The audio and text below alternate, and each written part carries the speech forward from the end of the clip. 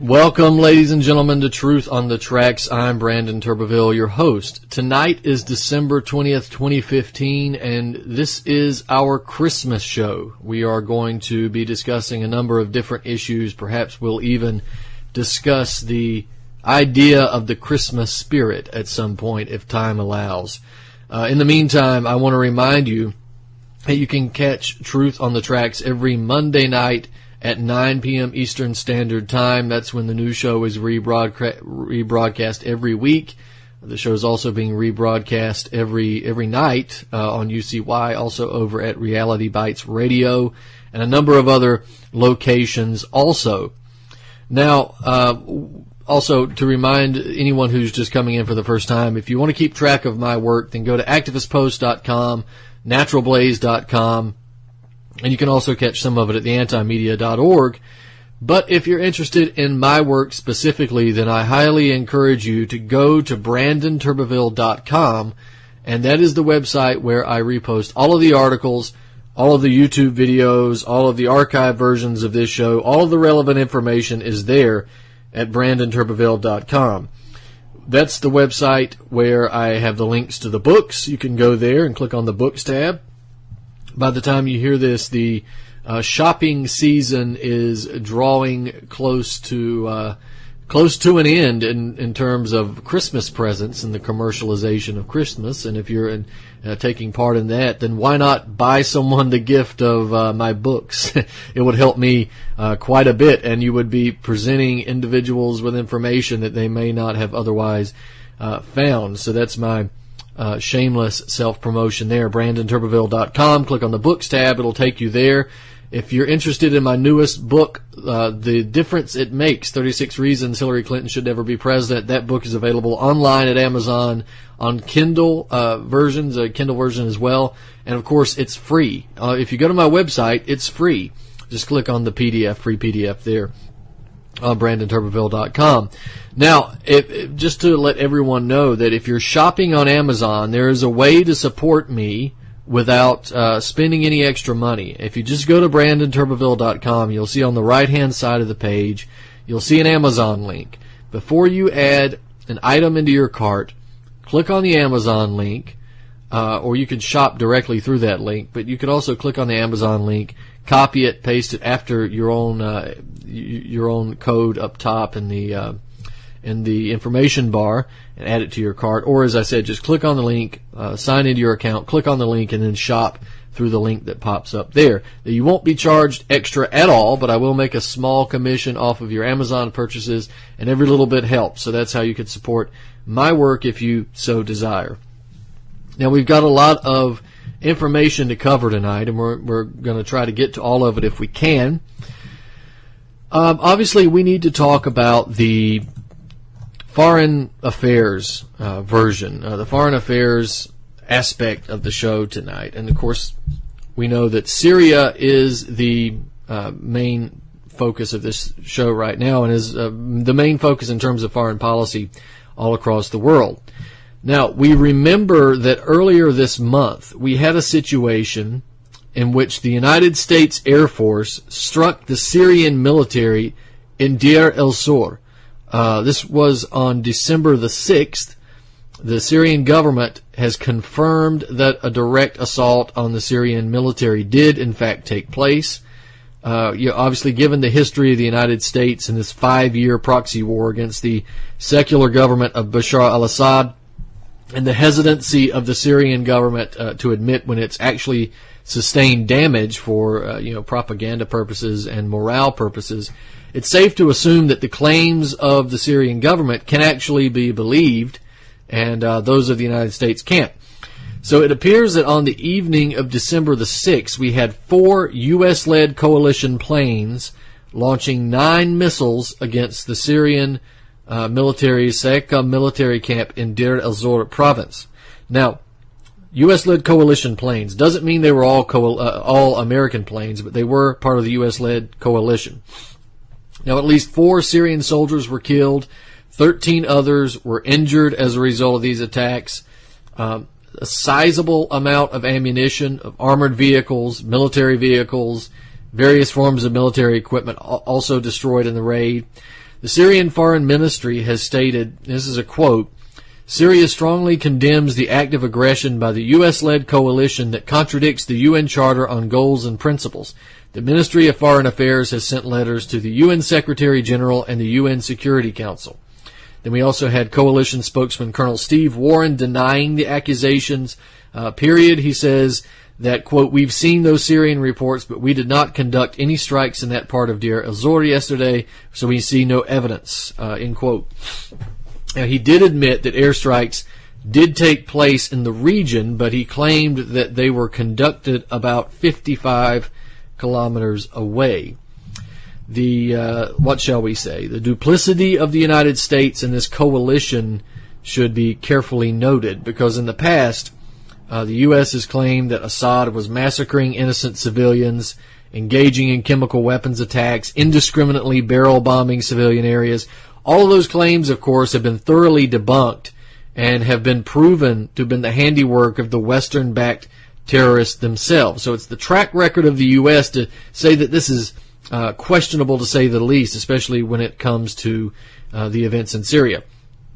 Now, it should also be noted that the province in which the attack occurred is one that's largely controlled by ISIS, and that further weakens the Syrian military presence in that area, and it really creates a situation in which ISIS is much more likely to gain full control. In addition, Deir el-Zor has significant strategic importance, since the area also contains a number of oil fields controlled by ISIS and used by ISIS to provide supplemental funding. Now, if the United States and its coalition were really interested in destroying ISIS, as they say, they'd be working with Bashar al-Assad, they'd be working with his military, they wouldn't be bombing it. They would be attempting to shut down the Jarablus corridor. The United States and NATO instead are doing everything in their power to destroy the Syrian government and promote ISIS as a proxy army, and then use that army against Iran and Russia eventually. So there's a dangerous game being played in Syria right now, and that's one that might eventually affect the lives of every human being on the planet. Eventually the Russians, which are the only military legally bombing inside Syria besides the Syrian military, they're going to be forced to respond directly or face terrorism running rampant inside their own borders in the not-so-distant future, along with an embattled government and hovering Anglo-American vultures awaiting a perfect time to swoop in and implement this long-sought-after strategy of geopolitical goals. So Russia really has no choice in the matter. So Russia has repeatedly responded to provocations with a level head. It's apparent that a military response will eventually be elicited, because they cannot take this lying down but so many times. It seems that violence is the only language some people are able to understand, and we wonder how long it will be before the Russians respond in that way to the NATO powers.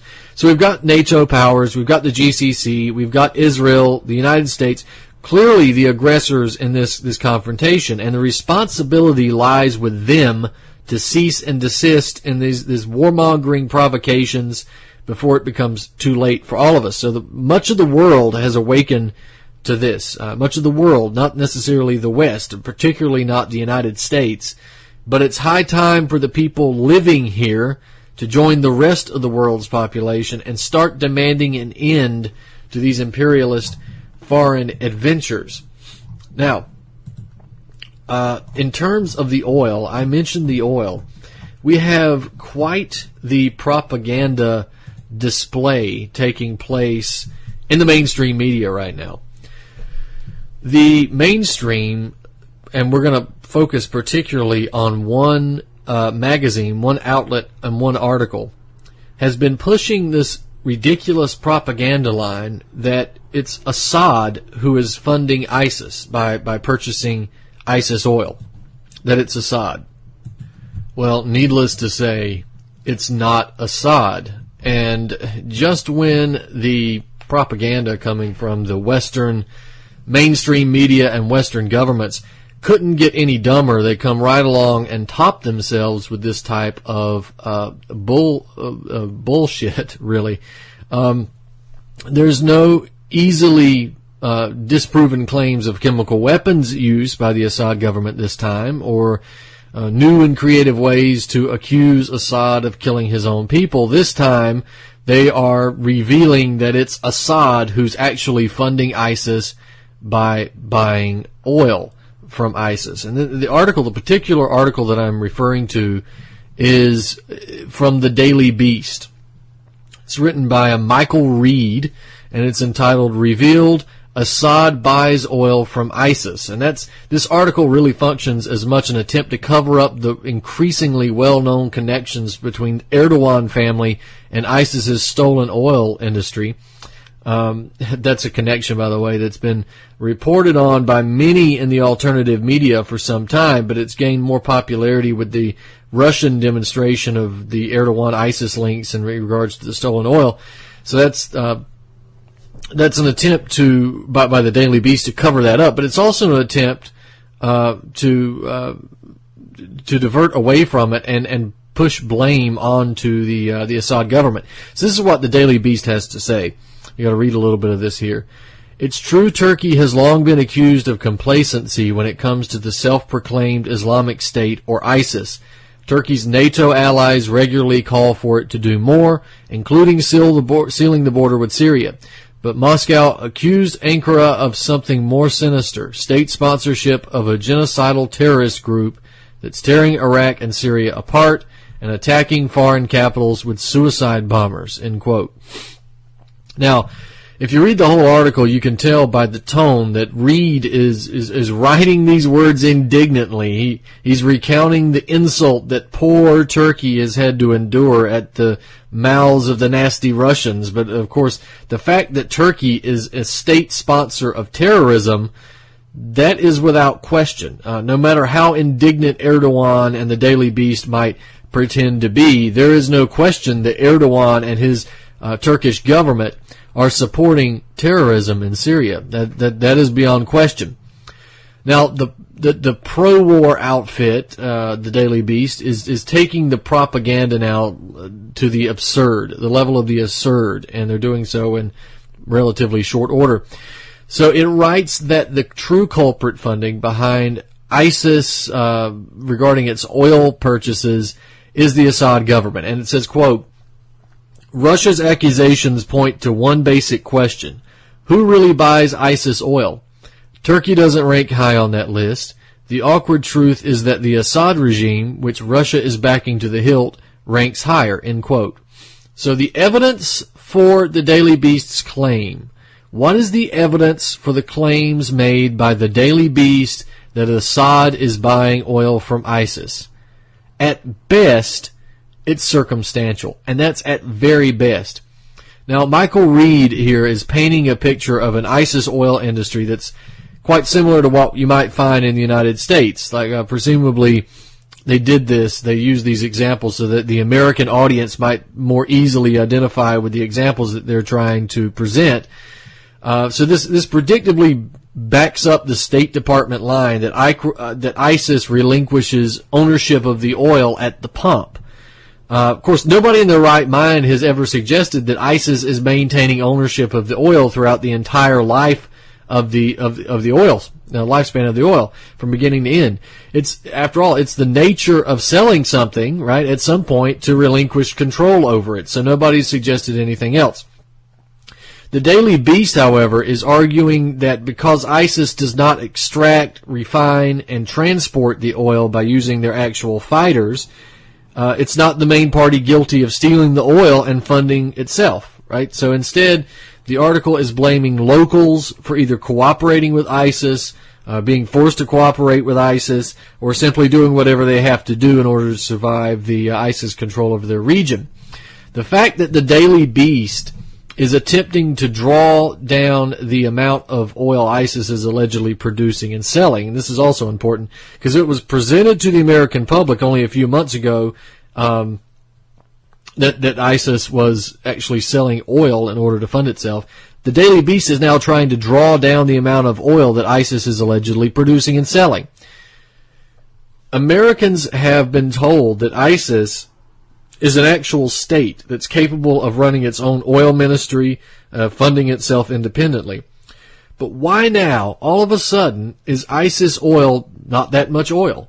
To be sure, this article admits that even what ISIS records show is a lot of oil, but then it goes on to a suggestion that it's nowhere near as much as what the Russians claim ISIS is selling.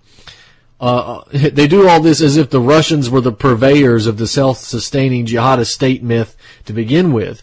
So let me want to read some more of this from the Daily Beast. It says, quote, Russia's claim that ISIS smuggles 200,000 barrels a day assumes, of course, that the group produces that much. In reality, ISIS has never been credited with pumping so much oil. The group's own internal assessment, retrieved by U.S. commandos during the May raid that killed ISIS oil emir Abu Sayyaf, pegged production at 55,000 barrels a day earlier this year. More recent estimates point to a daily output of 40,000 barrels at most. That's still a lot for a cult that fancies itself a state, but supply is only half the story. More than 5 million people are trapped in ISIS territory, and they could easily consume that amount every day.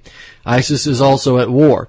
If it retains any refining capacity for itself, or takes a cut from local refiners, that's one more customer at home who gets priority. End quote.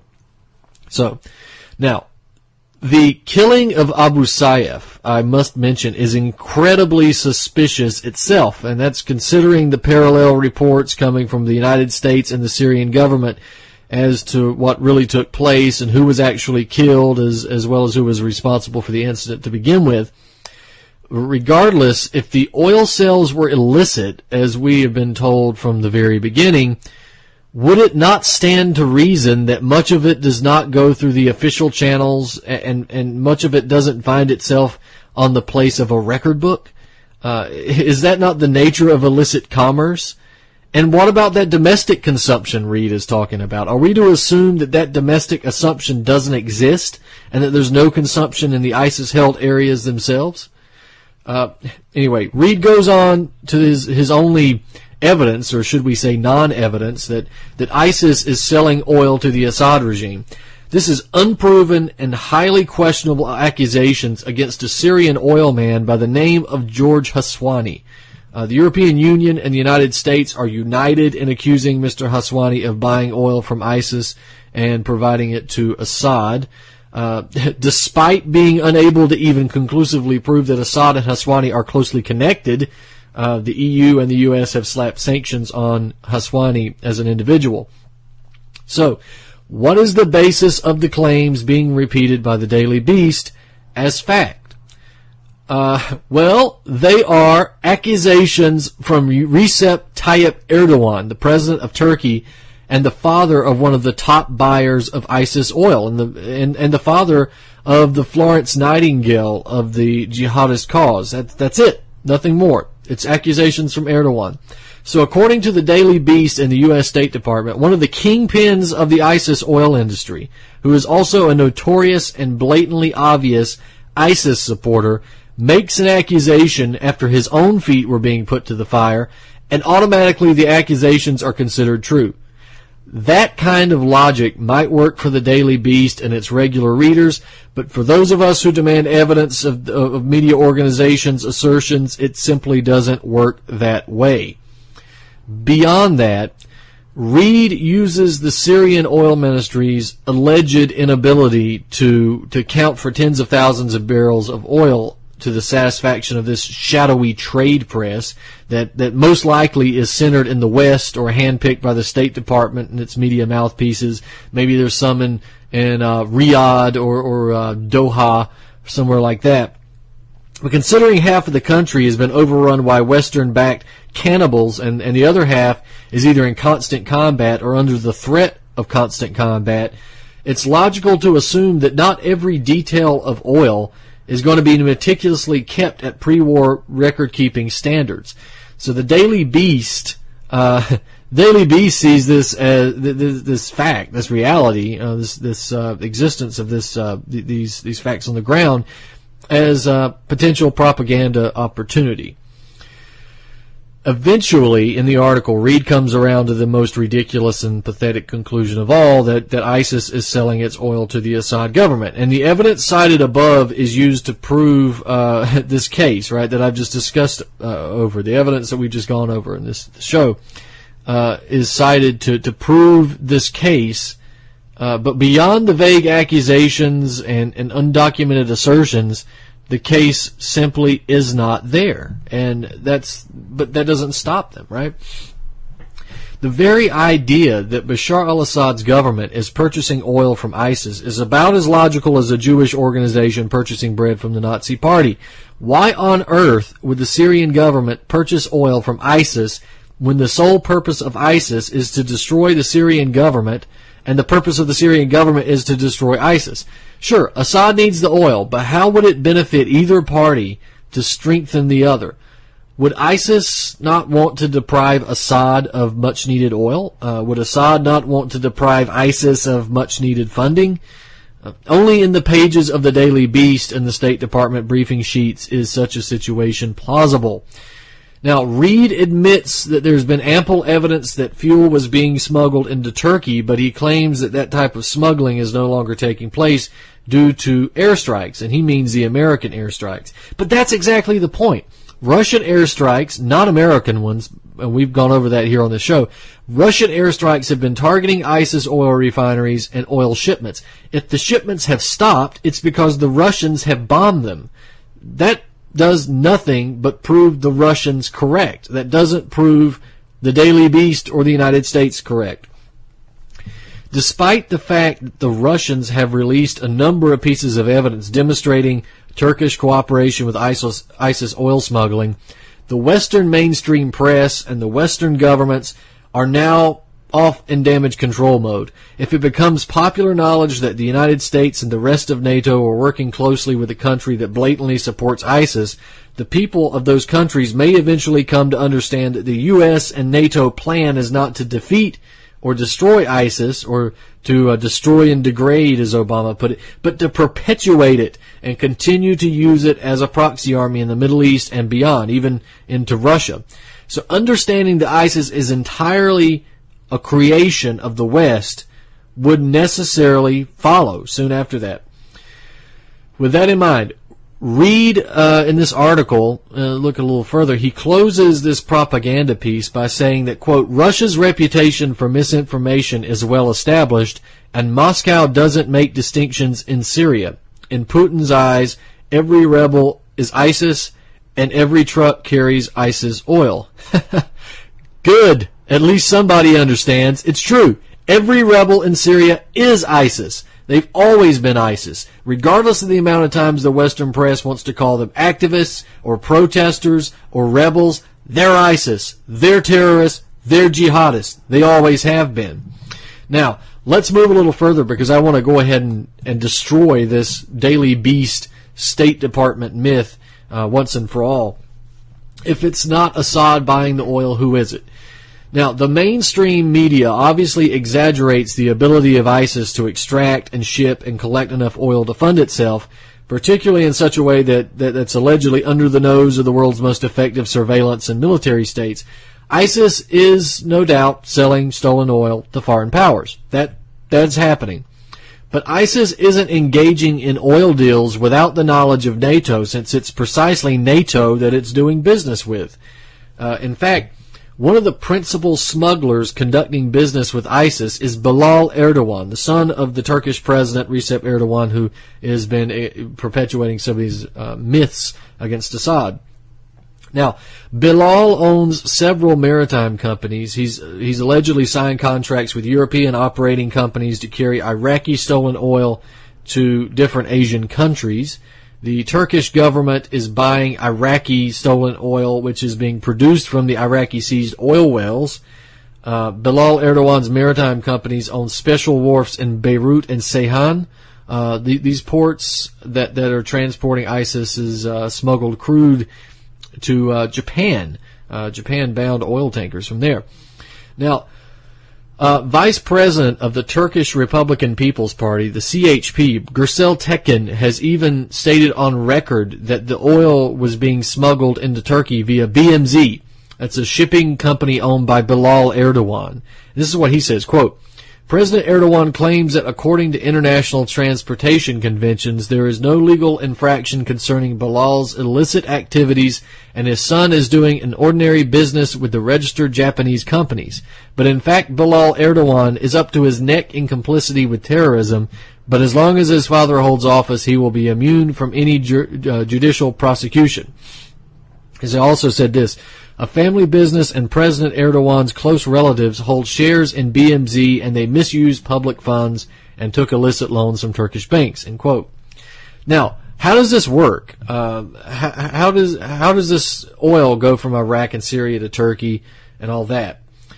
Basically, well, that's what it does in the short term. It goes from Iraq and Syria into the Iraqi Kurdish, the Barzani Kurds, and that's an important distinction. It goes through their territory into Turkey and then on to Israel, and from Israel it goes to other places like Japan. Now, the ISIS has been caught smuggling stolen oil to Turkey as its primary buyer. They've been caught.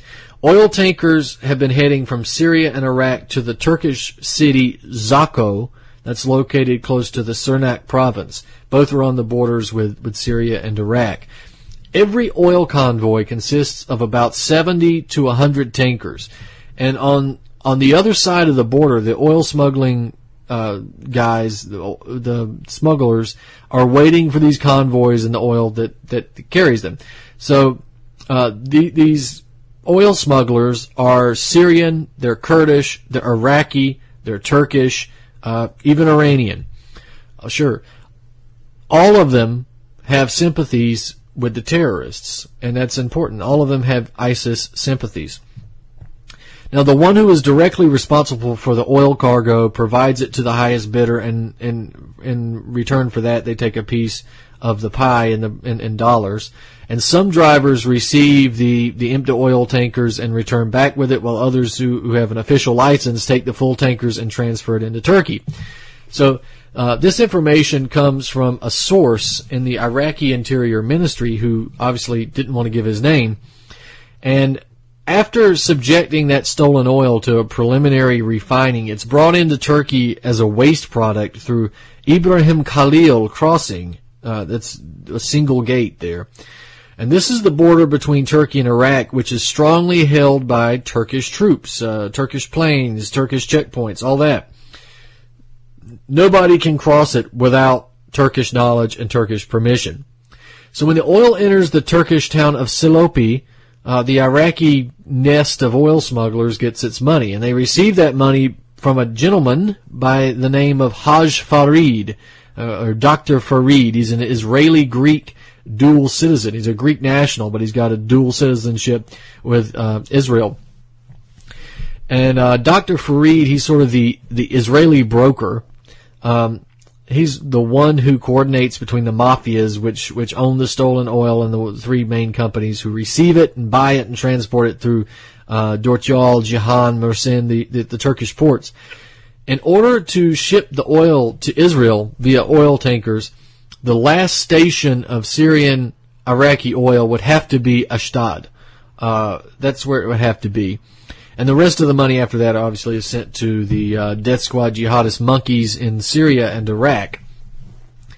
Now, the process isn't new. It's been taking place since the beginning of this so-called Arab Spring by the same groups of terrorists, the so-called rebels.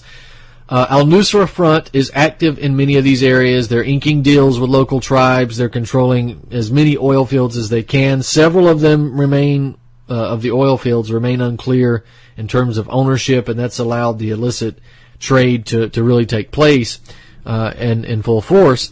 And that was even reported by Al Jazeera, English TV, and that's, of course, a mouthpiece for the jihadists and for the GCC. So why haven't the United States and its coalition really gone after the source of ISIS funding? Why haven't the U.S. or the rest of its coalition to degrade and destroy ISIL addressed the fact that members of NATO are not only buying the stolen oil by ISIS and paying ISIS the money that's used to support its mission, but why haven't they addressed the fact that one of the main smugglers is the son of the president of a NATO country? Couldn't NATO at least request that Erdogan ask his son to refrain from funding the very terrorist organization that Turkey and the rest of NATO claim to see as the end of the world. Well, the reason for this lack of interest in Bilal Erdogan and his business dealings is because neither the U.S. or NATO really want to destroy ISIS. They want to continue using it as a proxy army, and that's what it was created to be. They want to use this against Syria. They want to use this against Iran. They want to use this against Russia. So naturally, mainstream Western media outlets like the Daily Beast are going to continue to report nonsense, blaming ISIS on the one force that's been fighting it from the very beginning. So you have that. Now, we've got a lot more we can discuss when it comes to geopolitics, but I'm going to have to let that be right now because I want to talk about some other things that are that are in the news right now. And of course, just 2 nights ago, we had the Democratic debate, the Democratic clown show that apparently took place around the same time as the Star Wars movie release and the and some type of football event, and so that's caused an issue with the DNC. Apparently, America always glued to TV screens except when it's an important issue. But still, we have O'Malley. We've got Hillary Clinton, Killary Clinton. What do you want to call her, huh? Slick Hilly, whatever you want to call her. She's there. The vampire, the American vampire squid herself, the Wicked Witch of the West. Wrong on every issue, wrong on everything. The worst possible option in the political race. And then you've got Bernie the Bomber. These are our options for the Democratic side. We've been mocking the Republicans with Donald Trumpa, his German name, before his father or his grandfather came over and enacted the prostitution industry to make that family's money, and then set up a cartel of destroying businesses, building businesses up, destroying them, using hook and crook to make lots of money, destroying lives in the process, as a good psychopath always does. But we're not on Trump tonight. We've got to talk about Hillary Clinton. That's what's important, right? The Democratic candidates, of course, are united in gun control. The ability of Americans to defend themselves is abhorrent to the Democratic Party. It's abhorrent to all the Democratic candidates. They're in agreement. Americans should be weak. They should be defenseless. They should be the cowards that, well, let's say make up the Democratic Party. They should be scared of everything. How is this much different from the Republicans, right? The Republicans say, give up all your civil liberties. Let's go bomb and kill children because you're frightened of ISIS and you're frightened of Al-Qaeda and you're frightened of this group of people and this group of people and this religion and this race and this and that you're afraid of. So we have to go bomb little children overseas. And the Democrats say, you're afraid of ISIS, you're afraid of Al-Qaeda, you're afraid of all these things. Give up your guns because guns apparently get up and walk around and kill people without a person behind them, according to the Democrats. So it's all fear-based, of course. They get you terrified, and then they want to take your ability to defend yourselves. And this should be a question that always ends in the answer no. We will not give up our guns under any circumstances. And that should be across the board. They're all united in that. Well, what else are they all united in, right? They're all united in war. They all want the no-fly zone. They all want to support the death squad ISIS animals running across, hopping around in Syria and Iraq like the monkeys that they are. They all support terrorism. They all support ISIS. Just like the Republicans, they all support ISIS. So they want war. So do the Republicans. There's the joke, right? What's the difference between a Republican presidency and a Democratic presidency? With a Republican presidency, with a Democratic presidency, you get another war and an anti-war movement. With a Republican presidency, I butchered the joke.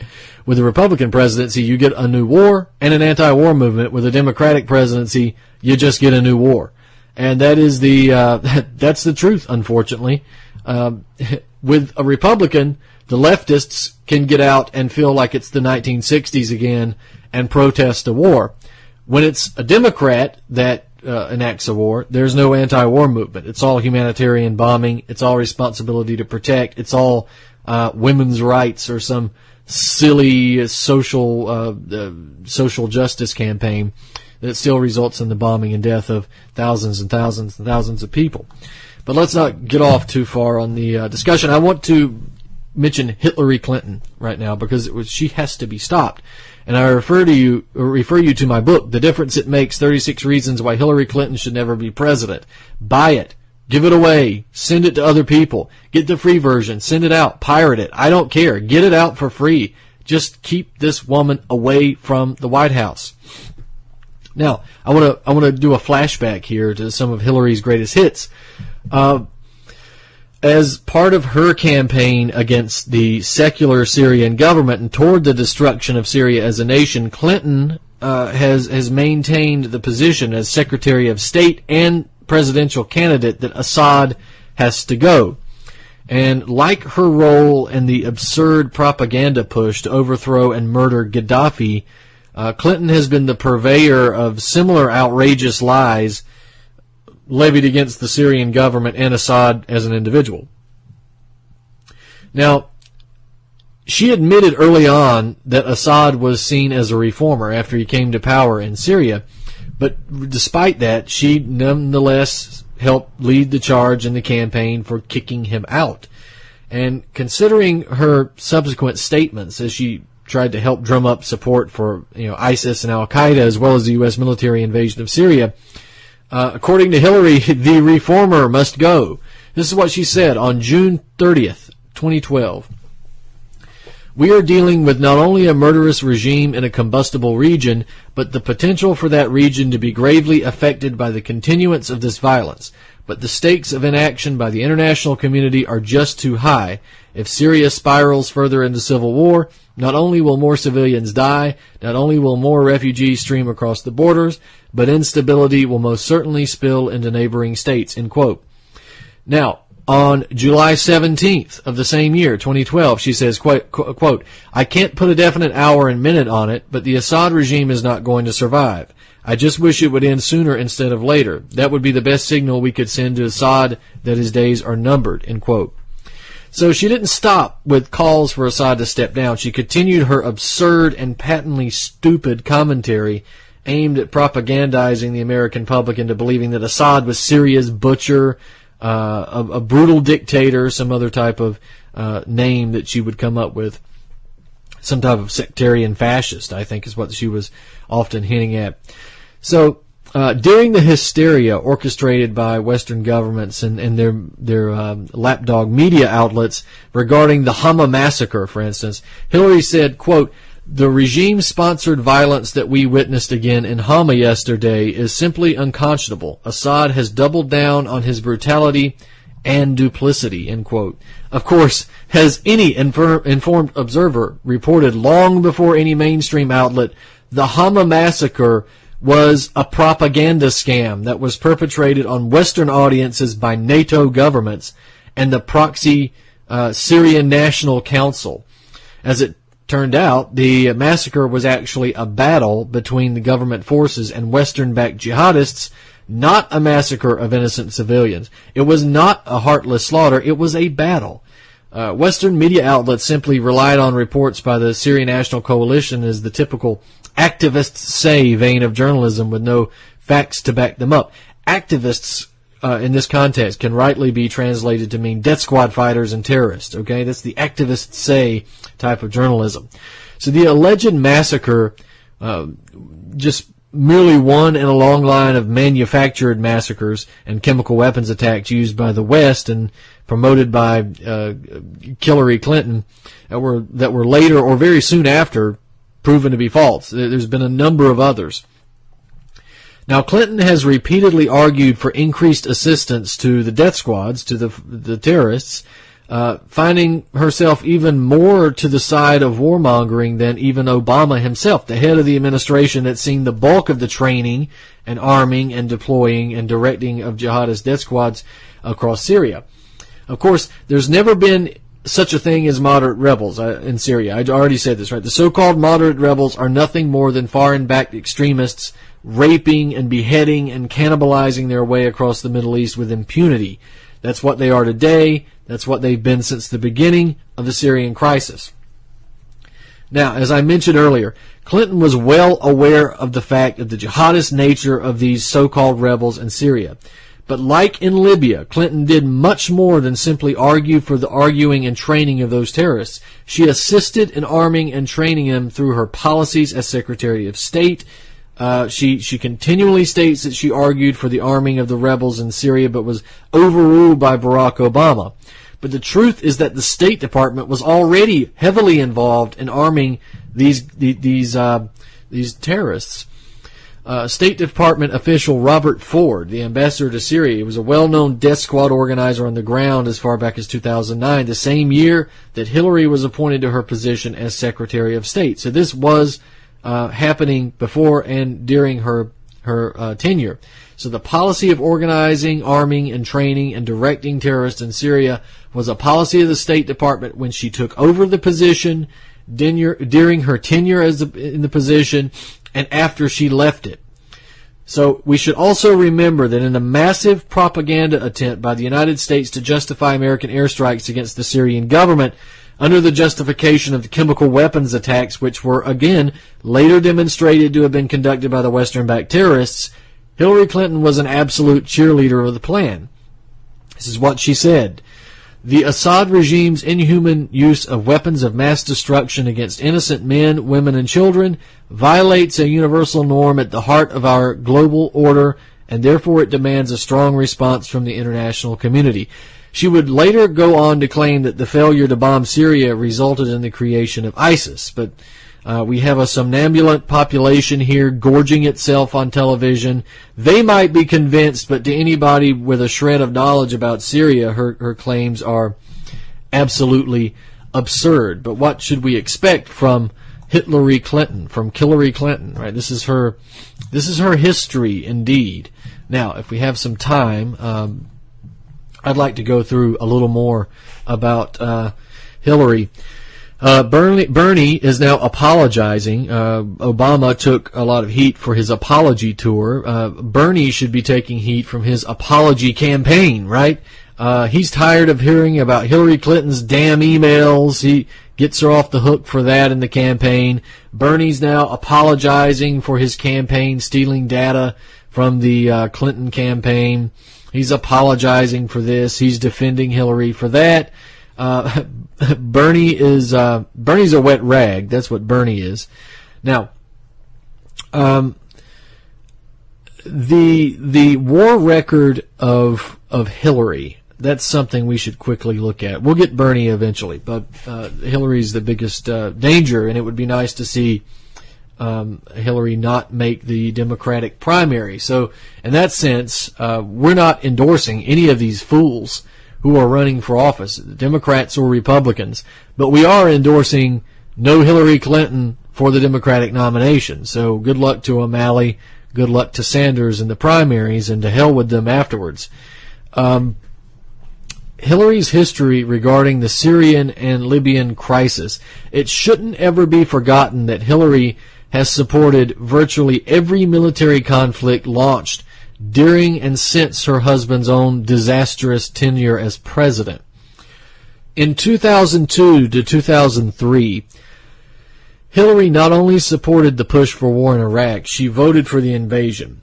In fact, she was a fervent supporter of the war. She delivered impassioned speeches on the Senate floor in order to convince members of Congress who might have been on the fence, as well as the general American population and a handful of Democrats and liberals who valued her opinion on the topic, that the war was the right choice. Indeed, Hillary's speech promoting war in Iraq only rivaled George W. Bush, who was campaigning night and day on American television. This is what she said on the floor of the Senate. Quote, "I believe the facts that have brought us to this fateful vote are not in doubt. Saddam Hussein is a tyrant who has tortured and killed his own people, even his own family members, to maintain his iron grip on power. He used chemical weapons on Iraqi Kurds and on Iranians, killing over 20,000 people." End quote.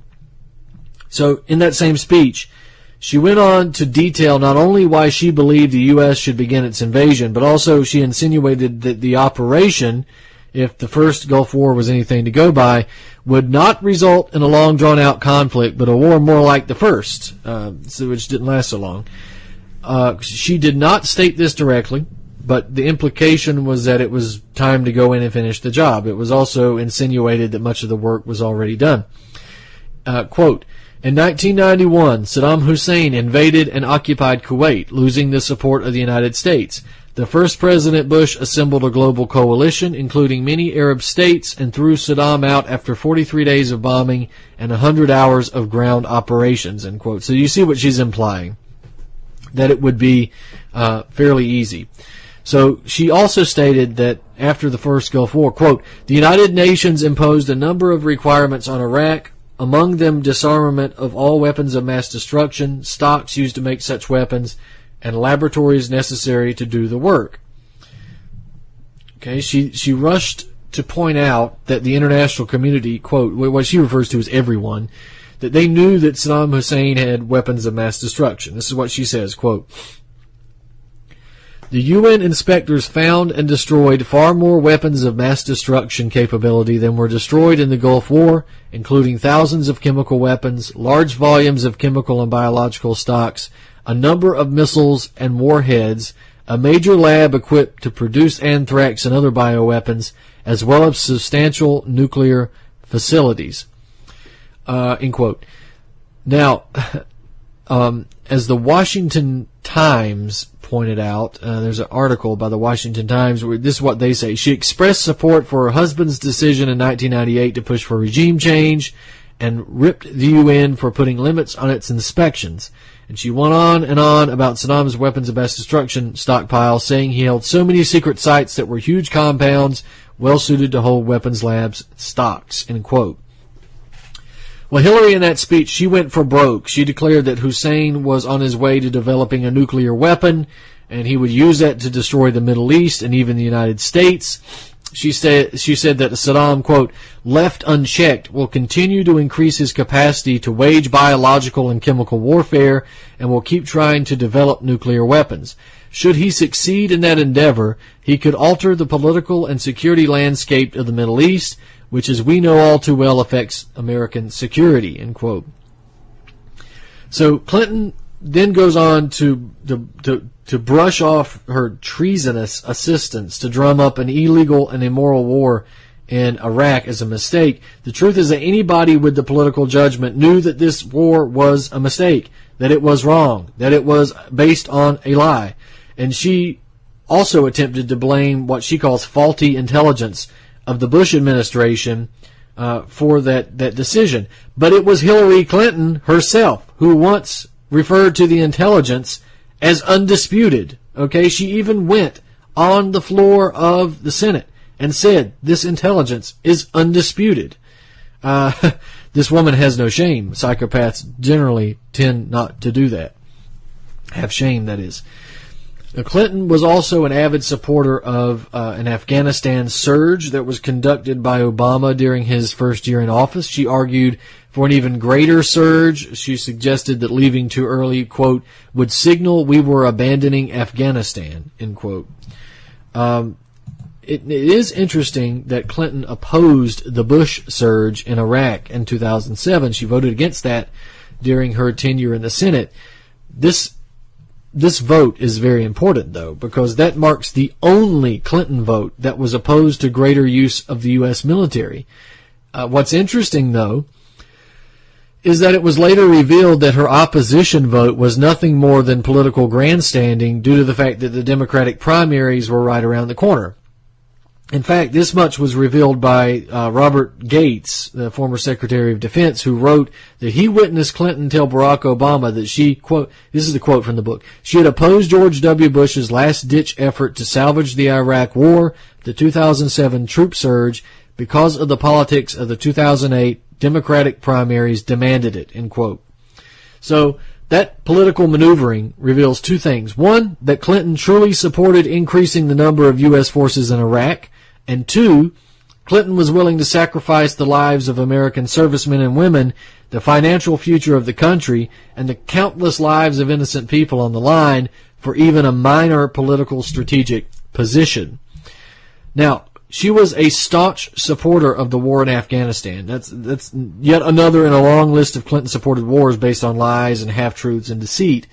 After all, despite the numerous facts and inconsistencies disproving the official story of 9/11, U.S. intelligence and military connections to al-Qaeda, which Clinton was well aware of, and known pre-concert to go to war with Afghanistan prior to 9/11, Clinton was an avid supporter of the authorization to use military force in Afghanistan.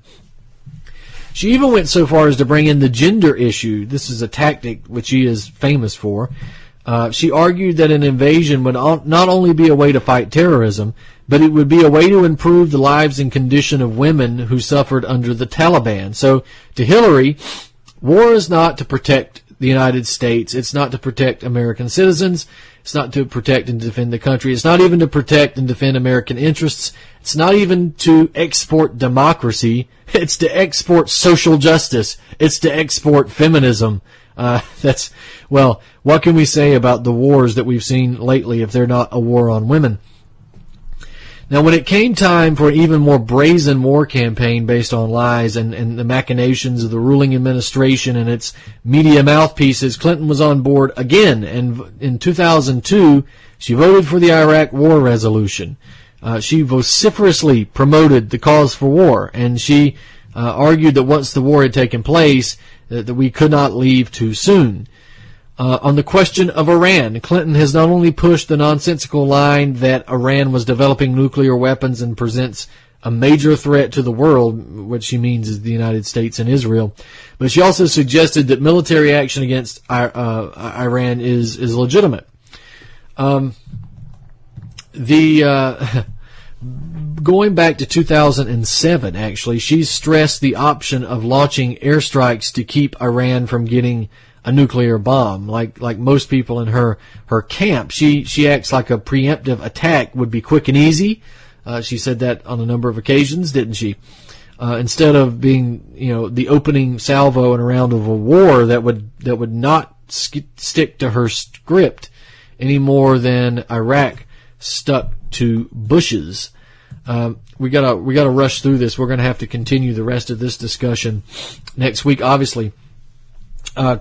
Clinton brought a pretty hard-line background to the topic of Iran. In April 2008, she warned that the U.S. could totally obliterate Iran in retaliation for a nuclear attack on Israel. That even prompted Obama to chastise her publicly for, quote, language that's reflective of George Bush, end quote. Obama administration's debates about the Iranian nuclear program, Clinton opposed talk of containment. Basically, that's the plans for a world in which Iran possesses a nuclear weapon. We won't go into the details of whether or not Iran wants a nuclear weapon. The answer is legitimately maybe, but they don't have the capabilities to build a nuclear weapon. They don't have the capabilities to begin building a nuclear weapon. They have the ability to enrich uranium at a level which would allow them to begin work on developing a nuclear weapon. That's a process that takes some time. That is a situation in which many countries in the world find themselves in that don't have nuclear weapons, but they have nuclear capability. That's different from having nuclear weapons. And, it wouldn't be the end of the world if Tehran got one. There are many more countries in the world that are more dangerous with nuclear weapons than Iran. Remember, Israel has them, and Israel is certifiably insane in terms of its government. They will attack anybody, anywhere, because they know the United States will fight and die to the last American to protect them. And to date, the only country that's used a nuclear weapon is the United States, or an atomic bomb. So bear that in mind. Iran has a right to enrich uranium. Iran has a right to a nuclear program, and I don't care what Fox News has told you. It's not the end of the world. Now, we're going to have to continue this a little later, I suppose. Maybe next week we'll pick up on more Hillary war promotion. But we'll just say we hope you all have a Merry Christmas, and to point out the story, the Charles Dickens Christmas story, where Ebenezer Scrooge and and his outlook on life. Well, what does that remind us of?